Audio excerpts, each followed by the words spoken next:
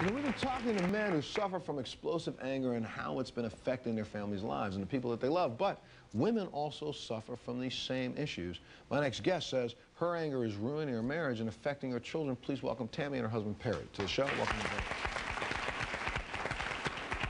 Let's talk about it. How do you think your anger is affecting your family? It is affecting my family due to the fact of my anger usually does not happen except every couple months. And then I feel like I don't have that release. And so I feel like when somebody just continues to pick,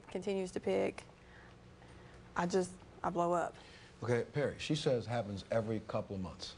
Is that true or is that not true? And be honest. Look at me, look at him, look over here. I'd say that's probably not true. Okay, now let's talk about what it is more, because I'm gonna tell, let's give an example of what this is. You were driving down the road the other day, driving down the road, right? Mm-hmm. And you were talking to him, he was driving. He was driving, yeah. You were driving. Yeah. Now watch this. He's driving, she's talking, saying something. I'm not trying to make fun. Look, see, look at her face when I went like this. Look at that. She just thinks that just because at that second you were probably looking at the stop sign or something, you didn't hear something she said? Is that what it was? You did not hear her. Right. What ended up happening to the drive and the ride that you were on? What happened? No, you don't tell me. What happened, Tammy? I said, you don't ever listen to me. And he was like, stop screaming at me. And I was like, I don't ever scream. And I was like, stop the car, stop the car. And before I waylaid him, I had to get out of the car and walk. And then, wait, you got out of the car and stood on the side of the street screaming at your husband at the passenger room. Yes, and then I walked to the store and got me a Dr. Pepper. And things were better. Things got better. After a few minutes, but... So, anytime you don't get, I'm just asking, what you want, when you want it, how you want it, everybody's got to pay. Not everybody. He's more than the kids. But the kids pay too. Somewhat.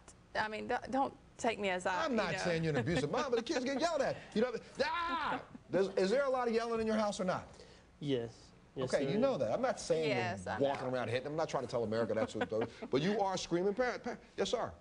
She said something very important. She said, you never listen to me. That comes from your subconscious mind, which relates back to your childhood. Who didn't listen to you when you were a child? Nobody listened to me. There you are. And see, wait, and we'll go back, because you said something I thought was very funny to my producer. They didn't listen because I was the youngest, and nobody ever listened to the youngest. Wait, I was the youngest. And everybody in the house listened to me. Because you were loud. That's right, I was real loud. Real loud.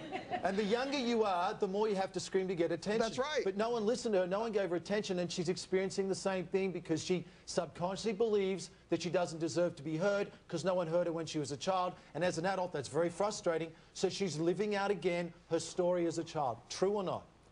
Yes, to a degree. At 14 years into your marriage, think about this, okay?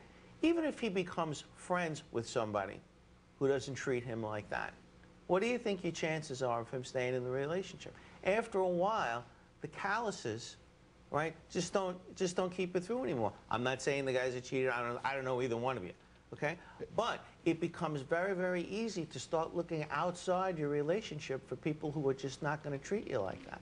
Each person has to work on their own stuff. That's how the relationship gets better. Okay, but even after they work on their own stuff, the answer should be, you got to do it for yourself. But if you want this relationship, there's there's children involved. Yeah, so while we're working on ourselves, we can't let the whole world sit dormant. Those kids are a part of this. They're hearing the yelling. They see the distance between the two of you. They know that the two of you are not actually acting like maybe they're friends, mom and dad, when they go over there. Correct? Right. They're starting to see it. So as much as you know that this has to be dealt with, you got to deal with the way you respond, because by your tacit just running away from it and leaving it, she's going to keep doing it. So at some point in time, you're going to have to say, you're going to have to accept the fact that no, you're not a little girl. No, you're not still living in your house. No, your brothers and sisters aren't ignoring you. What's going on right this minute is your husband's trying to say to you, I'm listening, but you better listen to me. Some of this anger's got to stop, or we can't do this together. That's what really has to happen. Now, once we start fixing each other and fixing ourselves individually, you'll finally hear that. Well, and you may hear from her, I can't take it this way anymore, but you guys got to stop. Let me take a break. We'll be back right after this.